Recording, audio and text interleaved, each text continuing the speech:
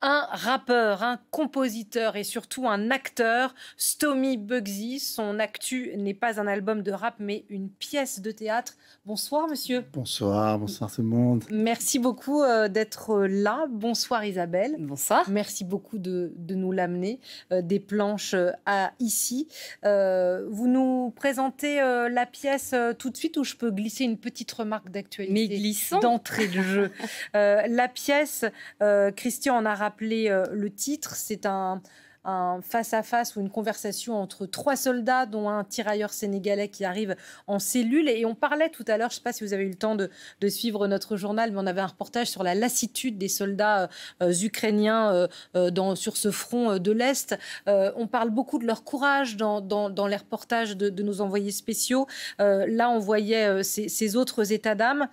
Parfois, c'est manichéen ce qu'on dit sur les soldats et je trouvais que dans votre pièce, c'était une façon de réfléchir avec un peu plus de subtilité et puis aussi sur des facettes qu'on ne montre pas de ces dilemmes et aussi de ces choses extrêmement dures auxquelles ces hommes sont confrontés. Oui, de leurs états d'âme, de leurs envies, de leurs désirs, de leurs regrets. Et là, sur cette pièce de théâtre, c'est surtout sur l'injustice. L'injustice, la pièce, elle parle notamment, on met l'accent sur les tirailleurs sénégalais, mais pas que. Il y a aussi les soldats français qui ont été injustement tués parce que certains ont refusé de combattre avec le pantalon ensanglanté. Un soldat américain qui était tétanisé sur le front de bataille. Il avait peur des explosions, des morts, et qui a été aussi fusillé. On le voit dans la pièce de théâtre. Mais dans cette pièce, on met l'accent sur le personnage de Djily Amakombi, qui en fait compte un tirailleur, mais de Guinée. Mais on les appelait à l'époque les tirailleurs sénégalais. Voilà, on englobait, entre guillemets. Oui. Je vous ai grillé la politesse, mais je vous rends la parole, Isabelle. Juste peut-être pour recontextualiser, qu'on soit tous au même point. Donc, ça se passe à la fin de la Deuxième Guerre mondiale. On retrouve effectivement ce jeune tirailleur sénégalais en prison. Avec une très belle affiche. Très belle affiche avec deux compagnons d'infortune, donc un Français et un Américain. Et donc, voilà, ça va être des échanges et qui vont évidemment nous permettre de découvrir ces injustices, ces réalités. Peut-être qu'on regarde tout de suite un extrait pour voir un petit peu ce que ça donne. Vous allez voir, c'est très bien mis en scène par Dominique Coub. Approche.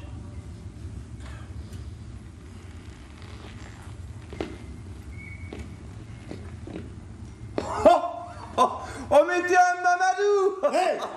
Attention! Attention bien, toi! Attention à quoi?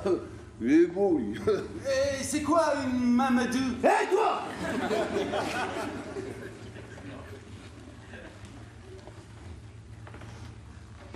Je suis Djily Amakombi, tirailleur sénégalais de l'armée française. Division infanterie coloniale. Mon bataillon a obtenu la fourragère aux couleurs de la croix de guerre. J'ai été fait prisonnier par les Allemands en juin 40. Évadé 16 fois du front de Stalag.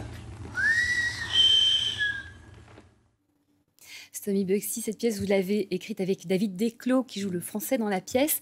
Qu'est-ce qui vous a donné envie de parler de cette histoire ? C'est David Desclos, je dois rendre à César ce qui appartient à César. Il avait vu des extraits de moi sur scène à Los Angeles, parce que j'ai fait pas mal d'écoles de théâtre. J'ai fait une école de théâtre ici qui s'appelle Method Acting Center. Et après, je suis parti à Los Angeles à la fameuse école de théâtre Stella Adler Acting School. Et là-bas, je suis resté 5 ans. J'ai fait pas mal de pièces de théâtre. Et j'avais joué notamment le Marquis de Sade. Et je lui avais montré un jour mes passages. Et il a adoré. Il m'a dit, les gens, ils savent pas en France que tu as fait du théâtre. Il faut vraiment absolument... Il m'a dit, laisse-moi, je vais chercher une pièce. Et il est venu avec cette brillante idée. Et il m'a dit, j'ai une pièce, j'aimerais faire une pièce de théâtre sur le massacre de Tcharoy, ces tirailleurs qui ont été massacrés par l'armée française. Parce qu'ils souhaitaient être juste rémunérés comme il se doit, et on les a tués. Exactement, ils se sont battus pour la France, ils sont venus. Moi, mon personnage est prisonnier en 40, il est jeté dans les fronts de stalag allemands, les prisonniers des prisonniers de camps de front.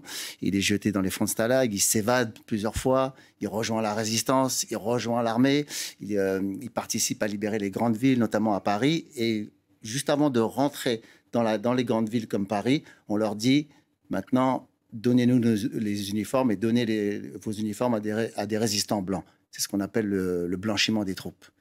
C'est dans tous les archives. Stomy Bugsy, je vous coupe, pardon, mais quand je vous écoute, et pardon, on sort quand on sort de ce contexte de campagne présidentielle avec les deux candidats qui se sont affrontés, dont une candidate de l'extrême droite, excusez-moi, mais c'est engagé comme pièce.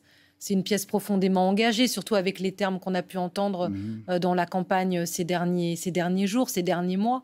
Ça a du sens. Oui, pour moi, je pense que l'art, une chanson, un poème, ce que vous faites, c'est un engagement. Tout est politique.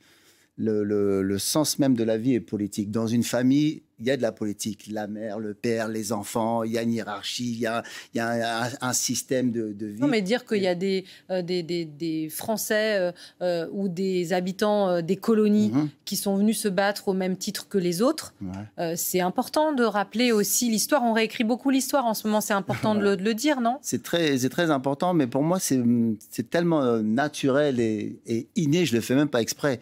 Même si je voulais faire autre chose, je pense que dans tout ce que je ferai, il faut qu'il y ait du sens et de la politique et de l'engagement. Et c'est vrai qu'on essaye de plus en plus de minimiser ce que les immigrés, les fils d'immigrés ont fait pour la France. Quand on voit l'Arc de Triomphe, le corps des tirailleurs sénégalais, il existe depuis 1910. Donc depuis 1910, les Africains ont tellement apporté à la France, que ce soit dans tout. Donc, c'est bien de le rappeler. Vous connaissiez le sort des tirailleurs sénégalais avant de faire cette pièce? Oui. Votre papa, vous en avez parlé justement. Mon père, il est du Sénégal. C'est un Cap-Verdien du Sénégal. Qu'est-ce qui vous a le plus touché? Parce que vous êtes vraiment allé au cœur de toute cette histoire, avec tous les détails. Qu'est-ce qui vous a le plus touché ou mis en colère sur cette histoire? C'est l'injustice. L'injustice, ces soldats, ils ont tellement donné. Ils ont été arrachés dans leur village. Il y en avait qui avaient à peine 17 ans. Et surtout, ce qui m'a le plus touché, c'est l'amour parce que j'ai rencontré beaucoup de tirailleurs. Ils sont venus notamment à la première de la pièce. À la fin, ils se sont levés, ils ont montré toutes leurs médailles, ils nous ont remerciés. Ces gens, ils sont tellement humbles, tellement fiers et ils disent tellement peu de choses que ce qui m'a touché, c'est l'amour qu'ils ont de la France. Ils ont pas cette rancune. Même les soldats qui ont été trahis, on l'a vu avec la cristallisation des soldes, grâce au président Chirac, il a pu régler ce problème-là. Mais pendant longtemps, les anciens combattants noirs touchaient 3 fois ou 4 fois moins qu'un ancien combattant blanc. Et tous les 3 mois. Alors qu'un soldat blanc le touchait tous les mois et 4 fois plus. Des injustices comme ça. Mais ils restent dignes. Et le personnage de Djily, il y a une réplique, à un moment, il dit, on entend des fusillés dans la cour de prison de Fresnes, et moi, le personnage de Djily pense, il dit, les Boches, on les aime pas, mais ça reste des hommes quand même. Ça veut dire que toujours, il y a cette part d'humanité qui est innée, qui est ancrée chez eux. C'est ce que j'aime chez ces gens-là. En préparant cette interview avec Isabelle Stomy Bugsy tout à l'heure, je disais à Isabelle que moi, ça me rappelait, je ne sais pas si vous l'avez lu, peut-être je vais faire un flop total, mais peut-être pas, le livre de David Diop qui s'appelle Frères d'armes. Si, je l'ai chez moi. Voilà. Et je l'ai lu après. Et vous ne trouvez pas qu'il y a un écho avec ce soldat qui se bat et qui devient... Là, c'est plus les douleurs de la guerre, mais qui devient fou et puis qui sera complètement... Mais dans Frères d'armes, c'est la première guerre. C'est la première guerre mondiale. Mais comme quoi, il y en avait des guerres. C'était les tranchées, tout ça. Et je l'ai lu après qu'on ait fait la pièce. Et j'ai adoré Prix Goncourt des lycéens, la poésie, comment c'est écrit, comment c'est décrit. Et j'ai trouvé très sombre. C'est très sombre. Et la guerre rend fou. Oui, les blessures de la guerre. Elle est moins sombre quand même que ce livre. Mais j'ai adoré. C'est beau, hein. C'est vrai que dans cette pièce, on fait un parallèle avec ce qui se passe aujourd'hui en Ukraine et tout ça. Et ça parle de toutes ces injustices, de toutes ces exactions. C'est bien de le rappeler. Effectivement, c'est très joliment fait. Donc, il n'y a pas que de la souffrance. Il y a des moments aussi où on rit, où on se détend aussi. Juste... nous redonner peut-être pardon Isabelle, mais les dates, parce que je vois le temps qui passe. Qui passe. Alors, ça se passe donc au Théâtre du Gymnase, à Paris. Voilà, on est en plein jusqu'à fin mai pour l'instant, mais peut-être encore plus longtemps. Et puis, on espère en tourner très prochainement. Samedi et dimanche. Samedi à 21h30, dimanche à 18h, avec David Desclos, Cyril Gale, mis en scène par le grand Dominique Coube. Voilà, on est heureux parce qu'on avait été arrêté pendant 2 ans avec le Covid. Oui. Et là, on est très heureux. On remercie notre boîte de prod, DHD Art Prod, Jean-Marie Yvonnet, Frédéric Bureau. Voilà, grâce à eux, on a pu reprendre la pièce. Et moi, je remercie Isabelle Leyer de vous avoir amené jusqu'à nous.